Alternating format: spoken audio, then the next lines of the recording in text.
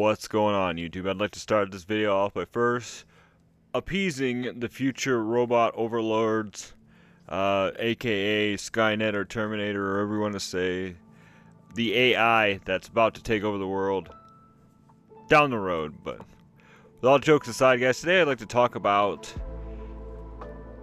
how AI is shaping YouTube and also some of our fellow retro gamer YouTubers and everything that goes along with it. And it's not necessarily just them, it's just how it goes.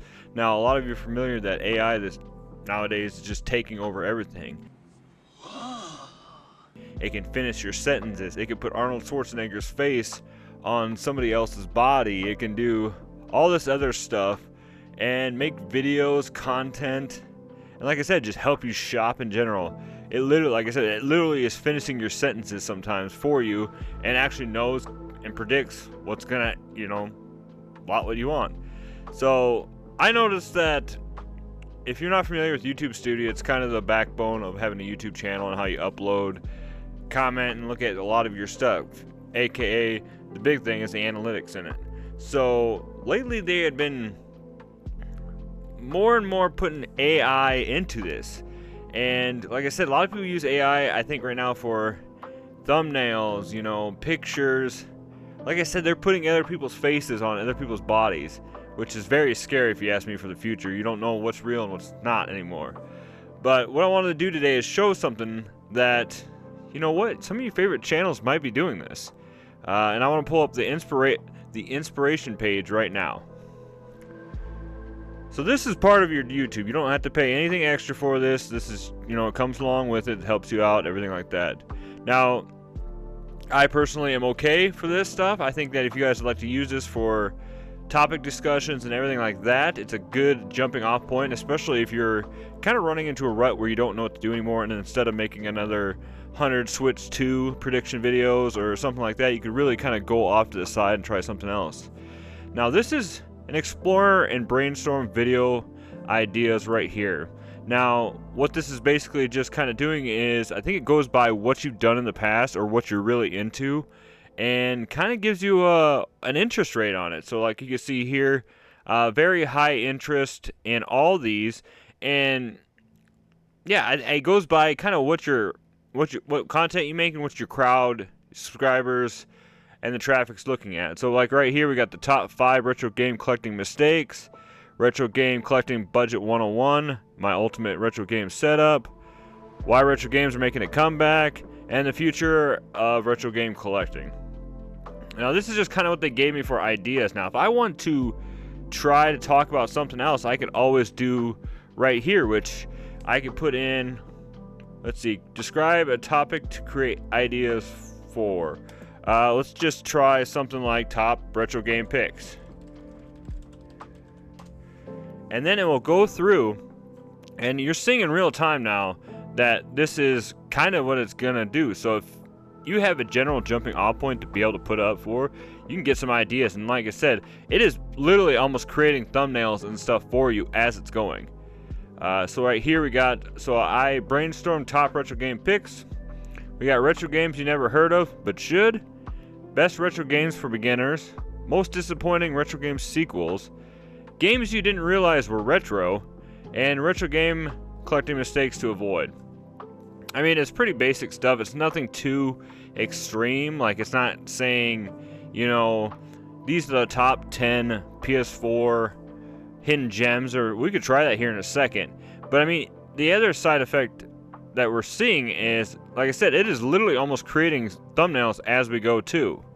And if you ask me, a lot of times AI thumbnails really stand out. I have a video I'm working on right now where I'm kind of generally doing a video with AI themed stuff, but then doing my normal, kind of like raw, natural talking. But like what we see here, retro games you never heard of. But let's try that. Let's try a top PS4 hidden gems and see what kind of comes out of this. It's really interesting, kind of stuff to see. Like I said, down the road, this is definitely going to be huge. AI is literally taking over as we're talking, it seems like. But right now we got 5 underrated PS4 games you probably missed. PS4 hidden gems you can grab cheap now. Best PS4 games for $10 or less. PS4 hidden gems you won't believe were on the PS4. I mean, this is literally like, you know, not to say anything too bad, but this is literally like a Metal Jesus Rocks kind of theme going on here. Let's see. And let's just kind of go into more detail what this one says. So this was the best PS4 games for $10 or less. And this is kind of what you're getting out of this.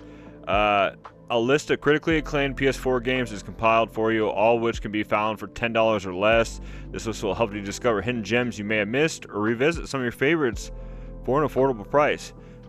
Literally a YouTube description right there for a video. Like, that is almost mint, guys. Like you could just put, this is your title, this is the description, and right here you have an outline, which helps you basically right there. And then you can go down here and look. It's giving you game ideas right here, guys. The introduction. Grab the attention of viewers with a hook. Hey, PlayStation fans, looking for some great games to play without breaking the bank? Well, you've come to the right place. How many YouTubers do you hear say that when it's coming to a video, guys? Briefly introduce the concept of the video. Finding critically acclaimed PS4 games for $10 or less. Now, here is kind of the part where you don't even have to think anymore. Game recommendations, action and adventure. It's recommending Uncharted 4, The Last of Us Remastered, Horizon Zero Dawn. And clicking more on it can give you more inspiration right there. Let's try maybe mentioning the current price. Update the section. And it gives you the average price for the games even right there, guys.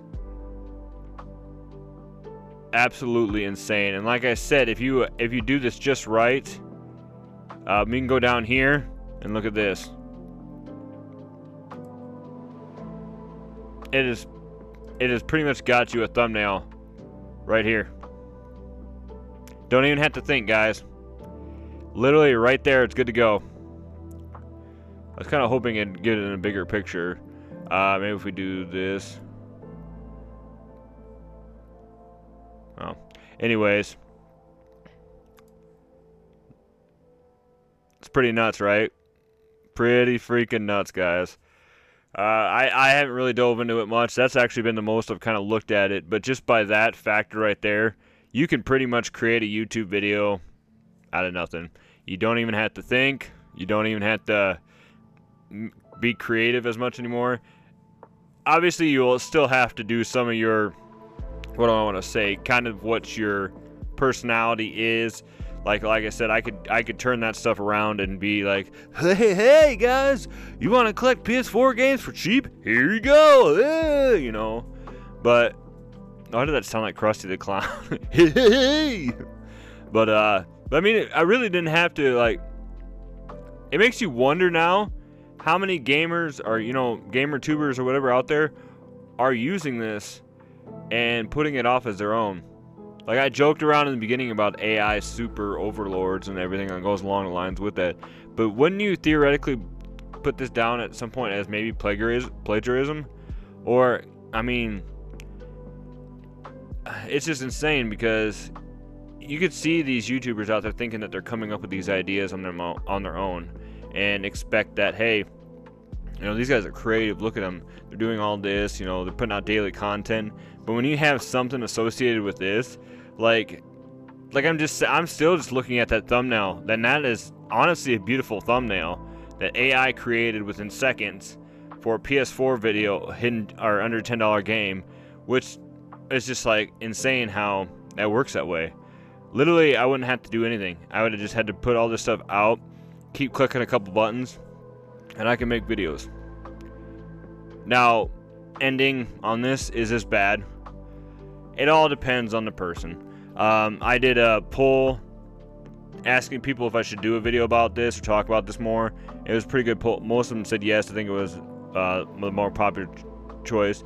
But I did read some comments in it too that said that people have seen that if a YouTube channel or something references being AI generated at all, they unsubscribe and leave right away.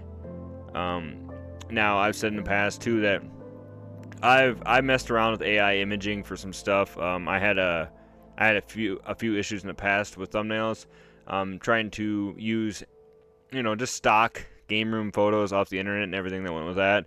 And I've had some people be not very responsive to it. Mostly the people that own the video or the pictures, I guess.